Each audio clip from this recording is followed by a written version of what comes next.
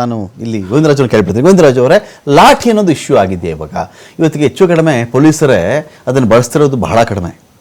1925 ಕಾಲದಲ್ಲಿ ಮನುಷ್ಯಗೊಂದು ರಕ್ಷಣೆ ಬೇಕಾಗಿತ್ತು, ಬ್ರಿಟಿಷರಿದ್ದರು, ಸಾಧು ಸಂತರುಗಳು ಆ ಹಿಂದಕ್ಕೆ ಬಂದಾಗ ಅವ್ರ ಕೆಲವೊಂದು ದಂಡ ಅಂತ ಇರೋದು, ಆ ದಂಡನ ಬಳಸ್ತಾ ಇದ್ರು. ಏನೋ ಅವರು ಕಾಡೆಲ್ಲ ಓಡಾಡಬೇಕಾಗಿತ್ತು, ಬೆದರ್ಸಕ್ಕೋ ರಕ್ಷಣೆಗೋ ಏನಕ್ಕೋ ಒಂದು ಇಟ್ಕೊಂಡಿದ್ರು ಅಂತ ಅಂದ್ಕೊಳ್ಳೋಣ. ಇವತ್ತಿಗೆ ಸ್ವಾತಂತ್ರ್ಯ ಬಂದು ಇಷ್ಟು ವರ್ಷ ಆದಮೇಲೆ, ಸಂವಿಧಾನ ಬಂದು ಇಷ್ಟು ವರ್ಷ ಆದಮೇಲೆ ಲಾಠಿಯ ಅನಿವಾರ್ಯತೆ ಸಂಘಕ್ಕೆ ಇದೆಯಾ? ಮತ್ತೆ ಅವ್ರು ಸ್ವಾತಂತ್ರ್ಯ ಕಾಲದಲ್ಲೂ ಅದು ವೇಣುಗೋಪಾಲ್ ಅವರು ಕೇಳಿದ್ದೀನಿ, ನಾನು ಹಿಂದೆ ಕ್ವಶನ್ ಕೇಳಿದ್ದೀನಿ ಅವ್ರನ್ನ, ಏನು ಕ್ರೀ ನೀವು ಸಂಘ ಸ್ವಾತಂತ್ರ್ಯ ಚಳವಳಿ ನಿಮ್ಮ ನಿಲ್ವೇನು ಅಂತ ಕೇಳಿದಾಗ, ಸಂಘವಾಗಿ ನಾವು ಪಾಲ್ಗೊಳ್ಳಲ್ಲ, ಸಂಘದವ್ರು ಯಾರಾದರೂ ಹೋಗ್ತೀರಿ ಅಂದರೆ ನಾವು ತಡೆಯಲ್ಲ ಅವ್ರನ್ನ ಅಂತ ನಾವು ಹೇಳಿದ್ವಿ. ಅಂದರೆ ಸಂಘ ಅನ್ನೋ ನೇಮನ್ನ ಮುಂದೆ ಹೋಗ್ತಾರಲ್ಲ, ನಾನು ಪ್ರಾಬ್ಲಮ್ಸ್ ಕೇಳ್ಕೊಳ್ಳಲ್ಲ, ಇಂಡಿವಿಜುವಲಿ ಹೋಗ್ತೀಯಾ ನಿನ್ನೆ ಬರೋದು ಅಂತ ಹಾಗಾದು ಆ ಥರ ಅರ್ಥ ಮಾಡ್ಕೋಬೇಕಲ್ಲ. ಒಂದು ಗಣವೇಶದ ಭಾಗವಾಗಿ ಅದನ್ನು ಬಳಸುವಂಥದ್ದು. ಯಾಕೆಂದ್ರೆ ಇವತ್ತು ಎಲ್ಲೋ ಒಂದು ದಂಡವನ್ನು ಇಟ್ಕೊಂಡು ನಾವೆಲ್ಲೋ ಒಂದು ಸಮಾಜದಲ್ಲಿ ಒಂದು ಕೆಟ್ಟ ರೀತಿಯಾಗಿ ನಡ್ಕೊಂಡಾಗ ಅದು ಕಾನೂನು ಬಾಹಿರ ಅನ್ನೋದು ನಮಗೂ ಗೊತ್ತಿದೆ. ಸೊ ಅದರಿಂದ ಅದನ್ನ ಜಸ್ಟ್ ಒಂದು ಗಣವೇಶದ ಭಾಗವಾಗಿ ಬಳಸ್ಕೊಂಡು ಅದನ್ನ ನಡೆಸುವಂಥದ್ದು. ಸಂಘ ಹೆಸರಿಟ್ಕೊಳ್ಳಿ, ಸಂಘ ಗಣವೇಶ ಏನಂದ್ರೆ ಹೆಸರಿಟ್ಕೊಳ್ಳಿ. ಸಮಾಜಕ್ಕೆ ನಿಮ್ಮ ಸಂಘದ ಅದಕ್ಕೆ ಕೊಡ್ತಕ್ಕಂಥ ಅರ್ಥ ಮೌಲ್ಯ ಕಲ್ಪನೆ ಸರ್, ಸಮಾಜಕ್ಕೆ ಬೇಕಾಗಿಲ್ಲ. ಒಂದ್ ನಿಮಿಷ ಒಂದು ಪೂರ್ಣ ಗಣವೇಶದಲ್ಲಿ ಇದನ್ನ ತೋರ್ಸೋದು ಇವತ್ತಿಂದ ಅಲ್ಲ, ಅವತ್ತಿನ ತೋರ್ಸ್ಕೊಂಡ್ ಬಂದು ಸಂಚಲನ ಪಥಸಂಚಲನ ಅಂದ್ರೆ ಹೇಗಿರುತ್ತೆ ಅನ್ನೋದು ಮಾಡ್ಕೊಂಡ್ ಬಂದಿರ್ತಕ್ಕಂಥದ್ದು ಅದು ಮುಂದುವರಿತಾ ಇದೆ. ಈಗ ಸಮಾಜಕ್ಕೆ ಎಲ್ಲೋ ಒಂದ್ ಕಡೆ ಆತಂಕ ಆಗೋದು, ಘಟನೆ ನಡೆದಿರ್ತಕ್ಕಂಥದ್ದು ಯಾವ್ದು ಉದಾಹರಣೆಗಳಿಲ್ಲ. ಸುಮ್ನೆ ದೊಣ್ಣೆ ಹಿಡ್ಕೊಂತಿದ್ದಂಗೆ ಏನೋ ಮಾಡ್ತಾರೆ, ಆ ತರದ್ದು ಏನು ಪ್ರಮೇಯಗಳು ಇಲ್ಲ ಅಂದಾಗ ಸುಮ್ನೆ ಆರೋಪ ಮಾಡೋದ್ರಿಂದ ಏನ್ ಪ್ರಯೋಜನ, ನಿಮ್ಗೆ ಏನ್ ಲಾಭ ಆಗ್ತಾ ಇದೆ? ಒಂದ್ ನಿಮಿಷ, ಇದರಲ್ಲಿ ನೀವು ಒಂದು ಆರ್ಥಿಕ ಹಿನ್ನೆಲೆ ಇದೆ, ಅದು ನಮ್ಮ ವಕೀಲರು ಹೇಳ್ತಾ ಇದ್ರು. ಸಹಜವಾಗಿ ಆರ್ಥಿಕ ವಹಿವಾಟು ಎಲ್ಲಿ ನಡೀತದೆ ಅಲ್ಲೂ ಸಹಜವಾಗಿ ಇವತ್ತು ಏನು IT ಇಲಾಖೆ ಇರ್ಬೋದು, ಮತ್ತೊಂದಕ್ಕೆ ಎಲ್ಲದಕ್ಕೂ ಲೆಕ್ಕ ಕೊಡುವಂತ ಕೆಲಸ ಯಾವ್ಯಾವ ಇಲಾಖೆಯಲ್ಲಿ ಒಂದು ಹಣಕಾಸಿನ ವಹಿವಾಟು ನಡೆಯುತ್ತಲ್ಲ, ನಡೀತಲೇ ಇದೆ ಸರ್, ಅದ್ರಲ್ಲಿ ಯಾವುದು ಇದ್ರಲ್ಲಿಲ್ಲ. ಆದ್ರೆ ನಾವು ಸಂಘದ ಚಟುವಟಿಕೆಗಳು ಅಂತ ಏನಿರ್ತೀವಲ್ಲ, ಇಲ್ಲಿ ಸ್ವಯಂ ಸೇವಕರನ್ನೇ, ಈಗ ನಾನು ಕೂಡ ಹೋದ್ರೆ ನನಗೆಲ್ಲ ಅಲ್ಲೊಂದು ಸಣ್ಣ ಖರ್ಚಿರುತ್ತೆ ಅಂದಾಗ ನಾನು ಖರ್ಚು ಮಾಡಿ ನಡೆಸುವಂತದ್ದು. ಸೊ ಇಲ್ಲಿ ಯಾರೋ ಬಂದು ಸ್ಪಾನ್ಸರ್ ಮಾಡ್ತಾರೆ ಸಂಘದ ಚಟುವಟಿಕೆಗಳಿಗೆ, ಆ ತರದಿಲ್ಲ. ಸ್ವಯಂ ಸೇವಕರೇ ಸ್ವಯಂ ಆಗಿ ತನ್ನ ಕೈಲಾದ ರೀತಿಯಲ್ಲಿ 10 ರೂಪಾಯಿನ 20 ರೂಪಾಯಿನ ಯೂಸ್ ಮಾಡ್ಕೊಂಡು ಆ ಸಂಘದ ಚಟುವಟಿಕೆ, ಕಾಫಿಗೋ ಇನ್ನೊಂದಕ್ಕೋ ಮತ್ತೊಂದಕ್ಕೆ ಈ ರೀತಿ ಬಳಸ್ಕೊಂಡು ಚಟುವಟಿಕೆಯನ್ನು ಮಾಡುವಂತದ್ದು ಇರುತ್ತೆ. ಈಗ ನೀವೆಲ್ಲೋ ಯಾವ್ದೋ ಒಂದು ದೊಡ್ಡ ಕೋಟ್ಯಾಂತರ ರೂಪಾಯಿ ವಹಿವಾಟು, ಆ ತರದ್ದು ಯಾವುದೋ ಒಂದು ಉದಾಹರಣೆಗಳು ಯಾವ ಇಲ್ಲ ನಮ್ಮ ಸಂಘಟನೆ ಚಟುವಟಿಕೆಗಳಲ್ಲಿ. ಸೊ ಇದು ಎಲ್ಲ ಒಂದ್ ಕಡೆ ಇವತ್ತು ಈ ರೀತಿಯಾಗಿ ಎಲ್ಲಿ ಆರ್ಥಿಕ ಸಿಂಪಲ್ ಆಗಿ ಸರಳವಾಗಿ ಹೇಳ್ಬಿಡ್ತೀನಿ, ಇದು ಎಲ್ರಿಗೂ ಹಿಂಗೆ ಮಾಡ್ಬಿಡೋಣ. ಇಂಡಿಯಾದಲ್ಲಿ ಎಲ್ರು ಅಪ್ಪ ನೀವು ಕಾಫಿ ಬನ್ನು ಬಾಳೆಹಣ್ಣು ಸ್ವಯಂ ಪ್ರೇರಣೆ ಎಲ್ರಿಗೂ ಹೇಳ್ಬಿಡಿ.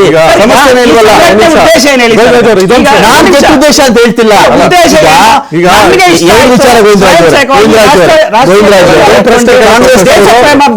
ಈ ಕೇಳಿಸ್ಕೊಳ್ರಿ, ಈ ಕಾಂಗ್ರೆಸ್ನವ್ರು ಯಾವತ್ತಿಗೂ ನಿಮ್ಗೆ 2 ಪ್ರಶ್ನೆ ಕೇಳ್ತಾರೆ. ಯಾರು ಮಲ್ಲಿಕಾರ್ಜುನ್ ಖರ್ಗೆ ಅವರು ಅದನ್ನೇ ಕೇಳೋದು, ಸ್ವಾತಂತ್ರ್ಯಕ್ಕೆ ಇವ್ರು ಯಾರು ಬಂದಿಲ್ಲ, ಬೇರೆ ಪ್ರಶ್ನೆ ಅದೊಂದು ಕೇಳಿಸ್ಕೊಳ್ರಿ ನೀವು. ಎರಡನೇದು, ನೀವು ಇಂಥ ಸಂಘ ಎಲ್ಲ ಮಾತಾಡ್ಕೊತೀರ, ರಿಜಿಸ್ಟ್ರೇಷನ್ ನಿಮ್ದು ಯಾಕಾಗಿಲ್ಲ? ಈ 2 ಪ್ರಶ್ನೆಗೆ ಈಗ ಎಲ್ರು ಪ್ರತಿ ಸಂಘಟನೆ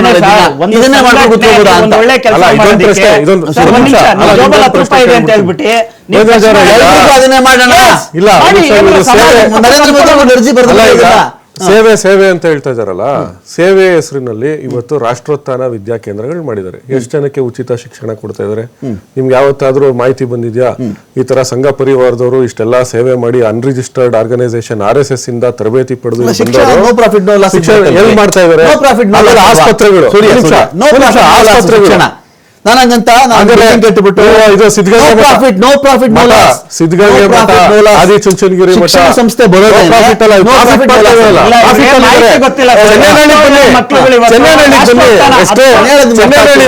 ಚೆನ್ನೈನಲ್ಲಿ ನೋಡಿ, ಚೆನ್ನೈನಲ್ಲಿ ಒಂದು ಸಣ್ಣ ಸಂಸ್ಥೆ ಆಗಿದ್ದು ಇವತ್ತು 10 ಫ್ಲೋರ್ದು ಬಿಲ್ಡಿಂಗ್ ಕಟ್ತಾ ಇದಾರೆ. ಎಲ್ಲಿಂದ ಬಂತು ಹಣ?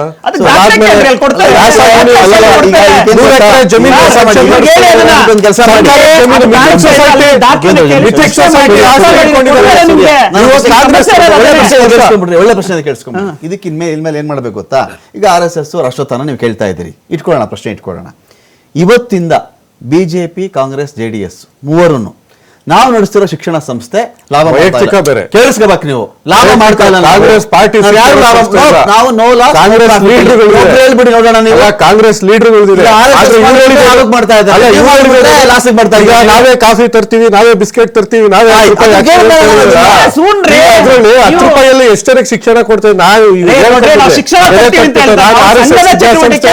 ರಿಜಿಸ್ಟರ್ ಆಗಿಲ್ಲ ಸರ್ ನೋಡಿ,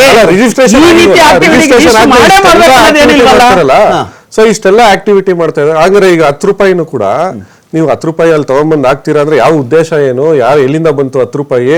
10 ರೂಪಾಯಿ ಫಾರಿನ್ ಇನ್ವೆಸ್ಟ್ಮೆಂಟ್ ಇಲ್ಲ ಯಾವ್ದಾದ್ರು ಬೇರೆ ಇದರಿಂದ ತಗೊಂಡ್ಬಂದು ಕೊಟ್ರೆ ಬೇರೆಯವ್ರಿಗೆ ಅದೇ ಪ್ರಶ್ನೆ ಕೇಳ್ತೀನಿ. ವೇಣುಗೋಪಾಲ್ ಅವರೇ, ಸ್ಟ್ರೈಟ್ ಅವೇ RSS ನೀವೇ ಇದು ನಿಮ್ನೆ ಕೇಳ್ಬಿಡ್ತೀನಿ ನಾನು.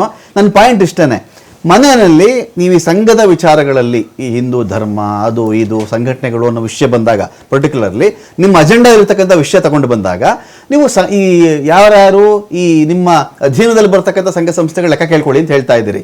ಈಗ ಪ್ರಶ್ನೆ ಏನು ಬಂತು, ತಂದೆ ಲೆಕ್ಕ ಕೇಳಲ್ವ ನೀವು ಅಂತಾರೆ.